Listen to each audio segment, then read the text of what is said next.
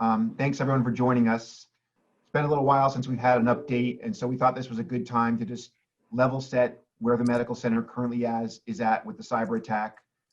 The good news is, over the past couple weeks, we have gotten many components of our system back to normal. We've had Epic back up for more than 2 weeks in a stable situation. That was a huge improvement for our patients. And last weekend, most of radiology came back up. So this week we have most radiology services available. It's still not completely normal, but much better. They're working hard now. Normally we have about 100 diagnostic quality radiology imaging stations, and we're still working on bringing all those up so we have imaging available everywhere at that level. We have about half of those done now. So we are making good progress. My chart's back online. Many other functions are coming back online daily. And we heard this morning that we had, everyone's heard this number, we had 600 of our applications impacted on October 28th, and more than 70% of them are back and functional as of this morning. I also want to get ahead of the question about the nature of the cyber attack. I know that we've been quiet about that at the request of investigators, and I will let you know that now that things are starting to settle down, very likely in the next week we'll be able to give some more detail. But today we'd really like to focus on patient care and the impact to our patients and staff, and the work that's been done to bring things back online. Beyond that, our staff has done a truly amazing job. If you, on October 28th, when this event happened and we were getting ready to do our press conference, if you had told me more than a month later we would still have functions that weren't normal, I would have bet you that you would be wrong. We were really not, did not anticipate the scope or the impact the attack had on our system and how far reaching it was. We had amazingly good, strong plans for 3 days of downtime, 5 days of downtime, which is what we had experienced in the past. But 30 days of downtime and going across all systems was a true challenge for our staff. And it was a challenge for our patients. We learned more on a daily basis about some of the impact to our patients. We're very sorry for any impact on anyone, but I do want people to know that the people here that work here did everything in their power to make that impact as small as possible. I have been hearing from patients and talking to patients in the past week or 10 days that were impacted, and it's difficult to hear that, and we're very sorry, but we're doing everything in our power to make it right when we can. I think I'll stop there, and I'm happy to answer questions. Great, thanks, Dr. Leffler. We will start with Pat Bradley. Hi, can you hear me okay, Dr. Leffler? I can, Pat. Dr. Leffler, this is, obviously UVM Medical Center is part of the Vermont Health Network, and we've got over here across the lake in Plattsburgh, where I'm based, the CVPH Medical Center.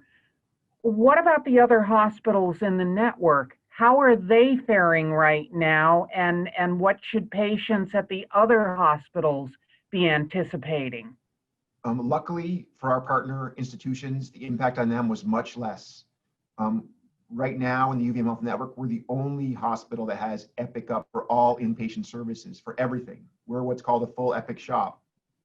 And so the impact for the medical center, which is where the attack occurred, was much greater and much broader in scope. It impacted our radiology services, it impacted our radiation oncology, it impacted our sleep studies.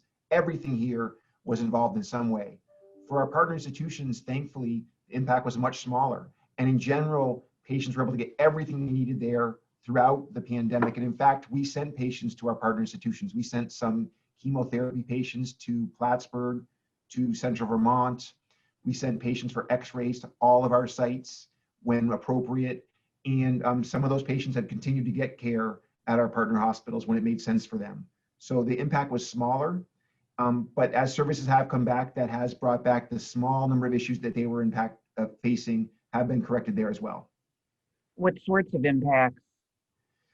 So they had some impact around outpatient services was on paper for a while. My chart was down if you had my chart from primary care for a couple sites, but pretty minimal.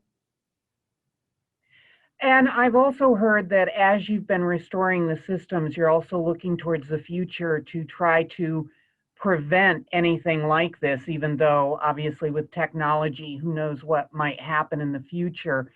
Can you describe some of those hopefully preventative measures for the future that you're taking? Absolutely. We are adding more current, brand new, some of it isn't even totally finished yet, antivirus software to our system, to all computers. And the way our computers were all connected to each other meant that once the attack got into one of our computers at the medical center, it impacted 5,000 of them. That was part of the work of restoring the system. And IT has told me they're going to disconnect them from each other in a way that would make that much, much harder to happen again. So if a virus did get into the system somehow, because there are bad people out there all the time trying to make that happen, it wouldn't be so widespread. The fact that at the medical center it was so widespread is really why the attack lasted so long and had such a great impact. And so there are ways to make that much, much more difficult to happen. And our team has done a lot of work on the upgrade to make it so that if something did get in, it would be isolated and contained in much smaller number of computers. I'll make this like the last question. Yep. Are you working with other hospital systems as you move forward to learn from them, or are other hospital systems learning from you about this cyber attack? Both. So we have spoken to other hospitals that underwent a cyber attack to learn from them. And we've shared information with a couple other medical centers who were preparing in case it happened. As you may remember, in mid-October, hospitals were warned that a cyber attack could be happening. We got it about the day that we had our cyber attack. And so people did reach out to us to ask us, now that you were in it, what would you do different? And to be honest, some of our downtime procedures and how long you have to plan for was some of the most important information we share with them. Be ready for being down more than 3 to 5 days, because if you were unfortunate enough to be attacked the way we were, it could last significantly longer. Thanks, Dr. Leffler. Great. Tim McQuiston, you are up next. Hi, Dr. Leffler. How are you doing there? Hi, Tim. I'm wondering what the cost of this has been. It seems like there's two costs. One is the cost of bringing these systems back up and that sort of thing, and also the cost of the loss of revenues. I'm wondering if you've been able to account for all that yet. So Tim, it's a great question. The first thing I'll tell you is that all of our financial systems were down as well. And we truly were on paper. Our CFO at the medical center, literally on the back of an envelope, thinks that our revenue was down about $1.5 to $1.6 million a day in services that we couldn't do. And we actually haven't calculated the cost of bringing the system up yet, or all the cost of extra people here to care for patients, because we just did what had to be done. So on a daily basis, we would get people together and say, we need more people or resources to deal with this issue, to care for patients. And we did that. We probably won't know the full cost impact until February or March, but we have started doing some of that work now. But it will be very significant, I can tell you that. Okay, great. And you had mentioned that it sounded like you've had other previous cyber attacks you've had to deal with on sort of a. We've had downtimes before. Any hospital in the country that's on an electronic medical record has downtimes. For some reason, the record can't be used for some period of time, either because you're doing an upgrade, or there's a glitch in the system, or one of your servers goes out, or you have some event that makes your electronic medical record go out. And we've had those before as well. We've had them last from 1 to 2 or 3 days. And we have extensive procedures to manage for 1 to 3 days. It's hard to build a system to be down for 30 days. And so we've learned a lot, and we would be, I hope it never happens again, but we would be much better if it ever did, because we know so much more about how you would do some things different, both in the planning phases, where we've planned much more extensively for how to keep records for longer periods of time and stuff like that. So no, we've never experienced one before, and I'm hopeful that we never do again. All right, great. Thank you. I appreciate that.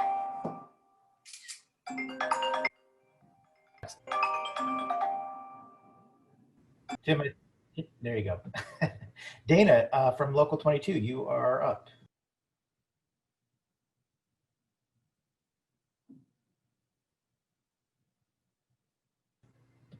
Dana, are you with us? I don't see Dana.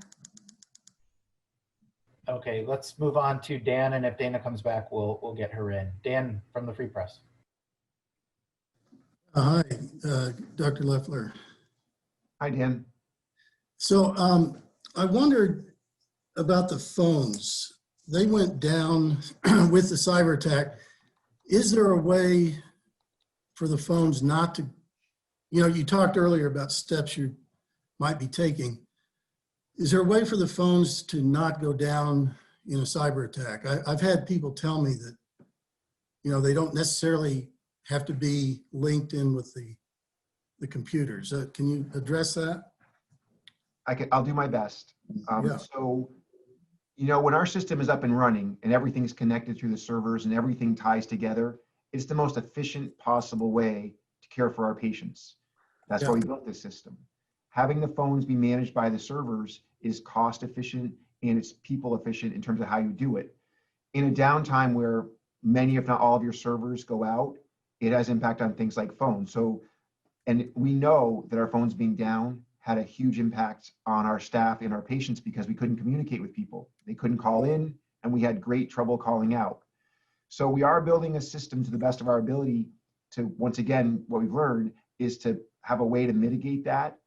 But normally, in normal operating times, the way we have the phones configured is the most efficient.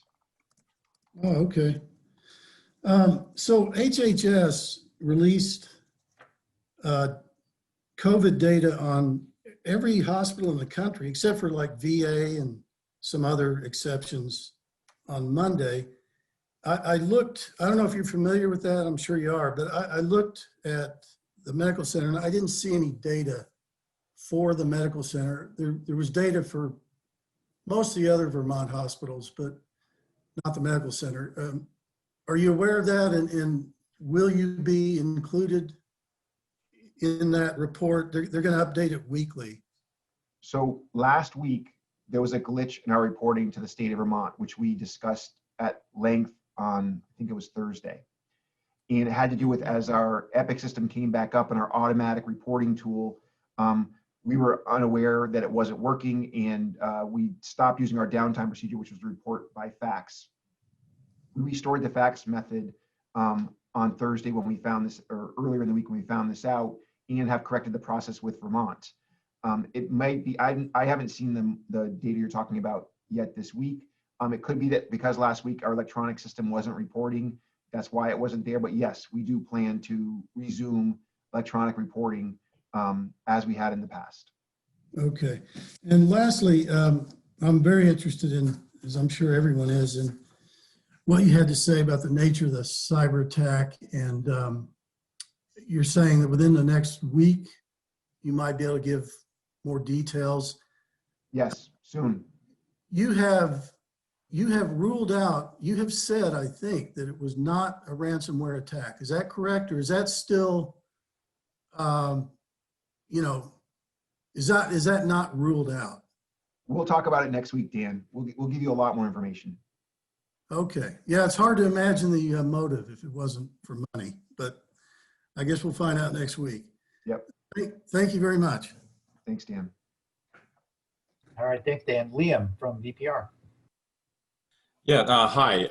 You mentioned that I think it was about 70% of the systems that were impacted by the cyber attack are back online. I'm just wondering about the 30% that you're still working on. Just can you describe a little bit more what those are and what the effects are from them not being online? Yes. So I would say one of the biggest ones is sleep studies. Our sleep study infrastructure was decimated by the cyber attack. And so we're still unable to do sleep studies, which is an important issue for our patients. There's a couple other smaller areas like that. And we have workarounds for many of the other applications, but it's not as efficient. So there are other applications that would work in the background that the patients might not see, but it takes our clinicians a little more time to do the work. That's probably the greatest thing. Other places that are still impacted, orthopedics is very radiology dependent. And so we're still working our way through getting all the images for people who need them to see radiology. And there's some other examples like that where we're just trying to catch up with the backlog. You should know that all the images that were done in the downtime have to be overread again and uploaded into the system. And so we're working through those type of issues so that some people now could be waiting to have that done to get the care they need. Yeah, I think that's actually kind of leads to another question that I had of all the records that you were making when you were in these downtime, like handwritten procedures. What's the process going to be to make sure they're recorded in this, in the electronic system you have? So like there's continuity of care. So the care that was done, people know about it going forward, and how long will that take? So we expect it to take multiple weeks. It started happening now. We have clinical teams deciding what critical information needs to be in the chart and where, important lab results are going in. Radiology we talked about, important notes and procedure notes are all going in. And like I said, there's teams that are working through those lists to make sure the right stuff gets in there. But it's a multi-week process.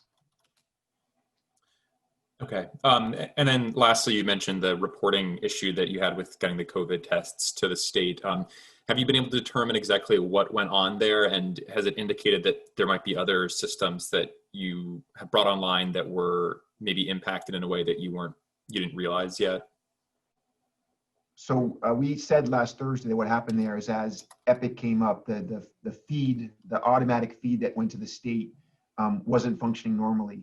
We haven't found other incidents exactly like that. We have corrected the problem at this point, and we're making certain that the state's getting their data. And we will obviously participate in the national data through HHS as we had in the past. Great, thank you. Thank you, Liam. Aaron at WCAX. Dr. Leffler, can you hear me? I can hear it. Great. So yeah, I just have a few questions here. The first one, we had received an email from a patient who said that the cyber attack and the systems being down has impacted their ability to get their prescription medication refilled, that there's a delay. We just wanted to just ask if that is something that you're seeing happening as a result of the cyber attack. That's the first time I've heard that particular issue. So they should definitely contact their doctor's office today, because my chart is up, the phones are up, Epic is up, so that we'd be able to see their prescriptions now. So if they have any problem getting their prescriptions, they should call their provider. In fact, anybody who hasn't been contacted by their provider, who's been waiting for a call or waiting for care, if they think that they've somehow been overlooked, they should call their provider's office if they're waiting for some specific piece of information or something that they need. Got it. And have there been any patients who have not been able to get procedures done, or they've had to have their procedures put off for weeks or months because of this cyber attack? Starting on the second day of the cyber attack, we had our clinical leaders, our surgeons, anesthesiologists, intensive care doctors, nursing leaders come together every single day at noon to decide who needed to get care, surgery care the next day, or other types of procedures, who could get them safely at the medical center, and who had to be transferred somewhere else, and who could be safely delayed. And yes, there were people who had care delayed because our clinicians said it was safe. So we did many, many cases during our IT outage safely, but we also did defer some care, and we're working now to get those cases rescheduled. Got it. Okay. And any idea when those procedures could be rescheduled? We're working on it right now. So some people that were delayed are getting care now, and we're working hard to catch up as quickly as possible. Very nice. Those are all of my questions. Thank you very much. Thank you, Aaron. Thanks, Aaron. Katie, you are up. Hi, Dr. Leffler. Hi, Katie. On that note, can you give us an estimate of the backlog, both for the time that it will take to go through reading the scans that were taken during the outage, and then also the timeline for scheduling surgeries or that kind of procedure? So Katie, it's a little difficult to answer that because of the COVID pandemic. So normally things that you might do to really move things up quickly and get them done as quickly as possible, because of social distancing guidelines and other things, just add some complexity to that. So it's hard to give you an exact answer. We do think that we'll be able to get through the radiology issue in 3 or 4 weeks. I want you to understand that images were read in real time, but now that they're up on the digital platform, they have to be overread again. We have a good plan for that. We have a good plan to work down these backlogs, but we're trying to do it with COVID here and managing COVID patients in the hospital. So it's a little tricky to tell you exactly how long it'll take to get everybody, every single thing that was deferred during our IT outage over that month. Okay. I wanted to get a sense of how you're managing all this because you have a bunch of competing demands and priorities, both with Fanny Allen is patients aren't there, as well as COVID, as well as the outage. How are you, like, given that cases are way higher than they were when hospitals closed in the spring, how are you negotiating that? And like, what's your plan for the future in terms of whether you might reduce capacities further, et cetera, et cetera? Yeah, so I mean, the medical center has faced a number of unprecedented challenges in 2020, it's fair to say. Luckily, we have the best staff. We have people here that have risen to every challenge that have come forward. And so we are on a daily basis prioritizing what we have to do to get through that day, that week, and that month. I would tell you around the pandemic, there's a lot of, we are having more cases. We have 9 people in the hospital today, but we know a lot more than we knew in the spring. We have better PPE supplies, better testing capacity. We understand more about the course of the disease and how to keep ourselves safe and who we can care for. So we have a good plan for the pandemic, whatever that may bring. And while it's unfortunate that we had a cyber attack right as the pandemic was starting to come back, it is fortunate that that cyber attack is mostly behind us, and we can put more focus now into dealing with COVID in Vermont and our patients. And we're ramping up to start vaccinating our staff, getting ready to have vaccines for our community, and dealing with the issues with the Fanny is just one more challenge that we have to put in there. So what I can tell you is on a daily basis, we talk about the leadership talks about the challenges in front of us and how to get through the short term and longer term thing. And in terms of COVID, I think that we are well prepared for whatever that may bring. Okay, thanks. The last thing I was going to ask you is to go into a little bit more depth about the technological changes or that you may adopt as a result of the pandemic. I'm wondering if you will change the services that you'll get from Epic or change your host or anything like that. So Katie, we might have to put you in touch with one of our IT leaders because that really gets kind of beyond my IT expertise. But at a high level, no, we're sticking with Epic. Epic actually wasn't impacted by the attack and was not involved in the attack that we can find in any way. Epic is best in class electronic medical record. What I would tell you is that we're going to put some safety pieces in place to limit that if something does get into our system, it can't get throughout the system as easily. That's going to be the major change. And like I said, if you want very specifics around that, maybe we can set you up a meeting with one of our IT leaders to give you more detail because I'm not the right person. Okay. Yeah, I promised that to Katie a little while ago, so we'll get on that, Katie. Thanks.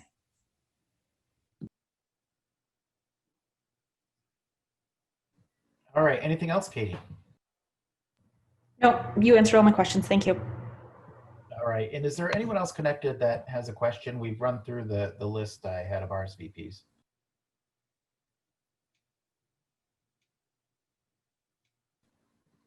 All right, I hear no more takers. So thank you all for joining us today. Thank you, Dr. Leffler.